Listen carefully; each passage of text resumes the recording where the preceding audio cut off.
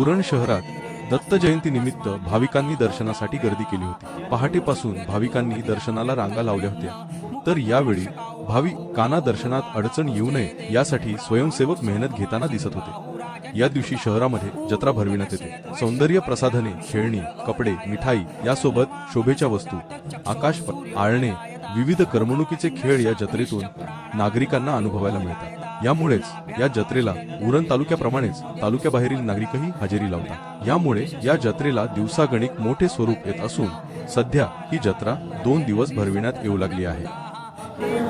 27 जून 1927 साली बांधण्यात आलेलं उरण तालुक्यामधलं दत्त मंदिर हे आता 99 वर्षामध्ये पदार्पण करत आहे। कांदाज बैरागी यांनी हे बांधलेलं मंदिर आणि त्यानंतर त्यांच्या पुढच्या पिढीने या मंदिराचा जो काही कार्यभार आहे तो सांभाळण्यास सुरुवात केली आणि हे मंदिर आजपर्यंत कांदाज बैरागी त्यांच्या पुढच्या पिढी ज्या आहेत त्या सांभाळत आहेत आणि याचा संपूर्ण देखभाल किंवा देवाची जी काही आराधना करायची आहे ती कांदाज बैरागी यांच्या पुढच्या पिढ्या करत आहेत। 1986 साली ह्या मंदिराचा जीर्णोद्धार करण्यात आला आणि कौलारू सुरुवातीच्या कौलारू मंदिराचं आज हे जे स्वरूप दिसतं हे मंदिराचं स्वरूप 1986च्या जीर्णोद्धारामध्ये दिसते। आपण कांदाज बैरागी यांचे नातू या ठिकाणी आहेत, ओंकार बैरागी यांच्याकडनं या मंदिरासंदर्भात माहिती करून घेऊया। ओंकार, काय म्हणशील आता तू संपूर्ण मंदिराची देखभाल करतोय, पूजा अर्चा करतोय, काय म्हणशील त्यावर? 1900 म्हणजे तेव्हा जी स्थापना झाली आहे तिथपासून जी मूर्ती आहे ती मूर्ती अखंड तुम्ही बघताय, ती मूर्ती तशीच तशीच आहे। दरवर्षी दत्त जयंतीच्या निमित्ताने वेगळी सजावट केली जाते, यावर्षी सुद्धा वेगळी सजावट केलेली आहे। काय नक्की सजावट केली आणि कशा प्रकारे तुम्ही त्यासाठी मेहनत घेता? ह्या वर्षी जी सजावट आहे ती कोल्हापूरची महालक्ष्मी अंबाबाई म्हणतात ते स्वरूप आहे। ती सजावट म्हणजे आमची जे मुंबईला गणपती विसर्जन मोठ्या मूर्त्या विसर्जन होतात त्यांच्या मागे जी प्रभावळ लावली जाते फायबरची, ते BMC तोडून देते, फेकून देते।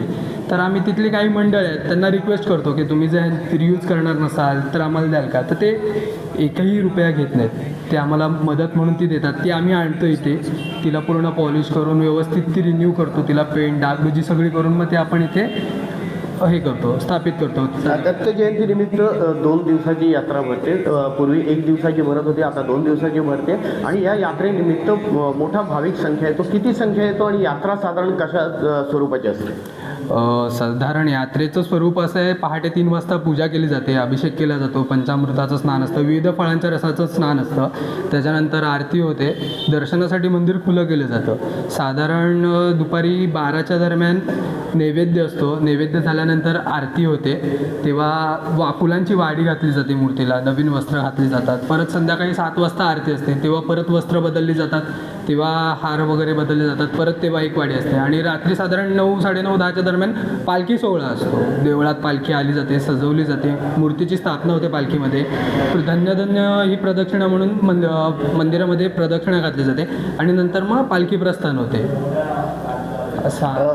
हे मंदिर जे बांधलं ते कांदाज बैरागी यांचे हे नातू होते, ओंकार बैरागी यांना आपण ऐकलं आणि मंदिरासंदर्भातल्या ज्या काही गोष्टी आहेत, ज्यात पूजा अर्चा कशी केली जाते, दत्त जयंती कशी साजरी केली जाते हे आपण त्यांच्याकडून ऐकलेलं आहे। एकंदरीत जी दत्त जयंती आहे ती पूर्वी 1 दिवसीय दत्त जयंती साजरी होत होती, आता 2 दिवसीय यात्रा भरली जाते आणि मोठ्या संख्येने या मंदिरामध्ये दर्शन घेण्यासाठी नागरिक येतात। सर्वात महत्त्वाची गोष्ट म्हणजे हे जे मंदिर आहे उरण तालुक्यातील सर्वात पुरातन मंदिर आणि या ठिकाणी जर बघितलं तर दत्त जे आहेत हे 3 मुखी दत्त आहेत आणि संगमरवरी पाषाणातली ही मूर्ती आहे आणि ही सुरुवातीला बसवली म्हणजे 27 जून 1926ला जी प्राण प्रतिष्ठापना झाली तीच मूर्त आज देखील या ठिकाणी पूजली जाते आणि त्यामुळे या ठिकाणी उरण तालुक्यामधली सगळ्यात मोठी दत्त जयंती या ठिकाणी भरली जाते आणि दत्त जयंतीच्या निमित्ताने हजारो भाविक जे आहेत ते हजारो भाविक या ठिकाणी दर्शनाला येतात आणि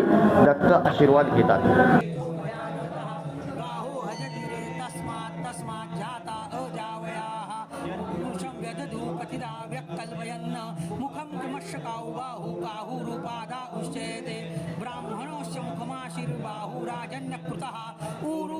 महाराष्ट्रातील सर्व जिल्ह्यातील ताज्या घडामोडी जाणून घेण्यासाठी नवराज्य चॅनलला सबस्क्राईब करा आणि दाबा बेल आयकॉन।